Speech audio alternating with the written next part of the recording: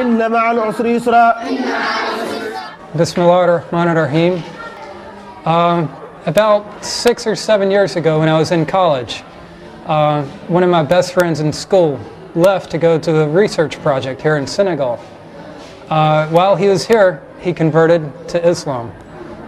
When he came back, he was Muslim, he was practicing, he was not doing any of the things that we did before. He was not, running around being wild and crazy. And it changed our friendship a lot. But I wasn't going to let a religion come between us. I stayed friends with him, and then just watching him over 5 years, seeing him grow as a Muslim, had a strong impact on me. Then I moved to New York, and he called me up one day and said, "Hey, my sheikh from Senegal is in New York. You should go visit him, go meet him, greet him."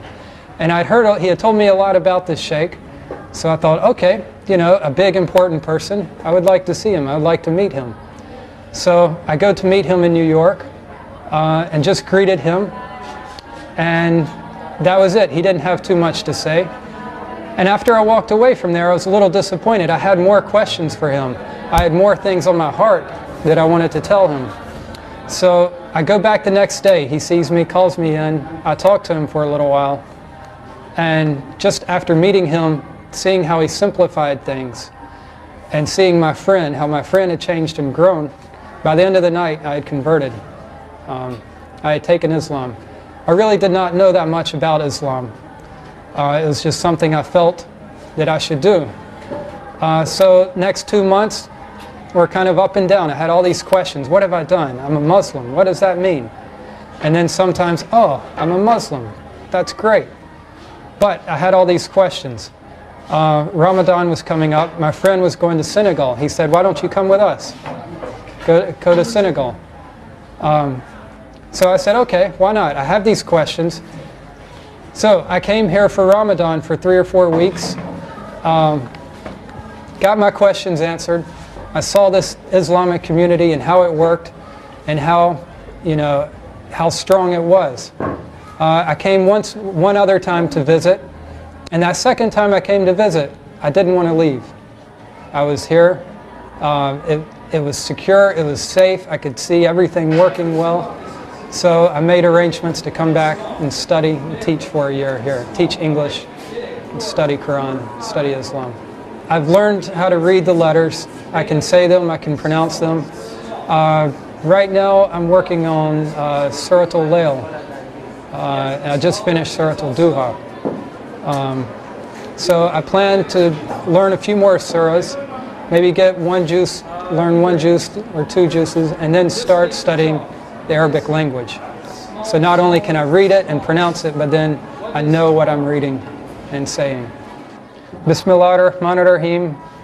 Wal-duha, wal-layli idha saja, ma wada'aka rabbuka wa ma qalla, wal-akhiratu khayrun laka min al-ula, wala sawfa yutika rabbuka fatarda, alam yajidka yatiman fa'awwa, wa wajadaka dalan fahadda, وَوَجَدَكَ عَائِلًا فَأَغْنَى وَأَمَّا يَتِيمًا فَلَا تَقْهَرْ وَأَمَّا سَائِلًا فَلَا تَنْهَرْ وَأَصِلَ إِلَى فَهْمٍ عَمَّكَ لِأَحْكَامِ الدِّينِ حَلِيمٍ.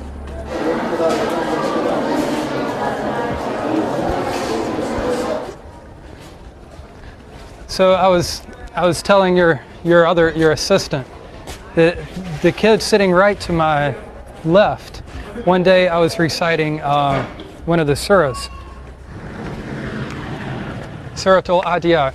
I happened to make eye contact with him, and as soon as he heard what I was saying, heard maybe 2 words, he joined in and carried me the rest of the way reciting the surah.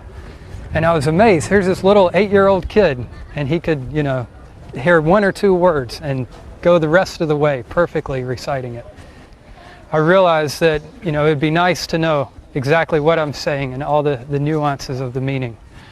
And so I wanted to get more comfortable with reading and then understand the language, be able to converse even and go beyond just the Quranic Arabic.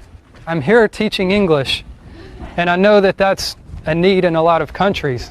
And I've thought about maybe Kuwait, United Arab Emirates, where, you know, I can get by with English, maybe teach English and study at the same time. One of the things I've found about being here in Senegal, in this Medina, is that it's safe and it's secure. It's easy to be a good Muslim here. It's easy to make my salat on time.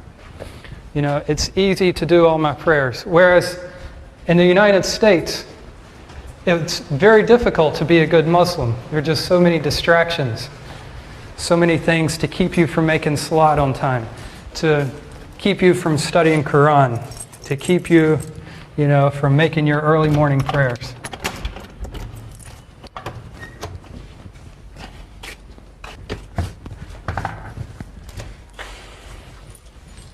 And this is my room, along with Ibrahim, who has been here for 12 years.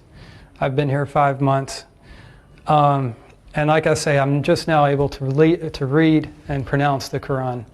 Ibrahim has been a big inspiration on me, not only for just watching him live as a good Muslim, but seeing him being able to even converse and speak Arabic. He's been studying it, I guess, at least 6 years, and is much farther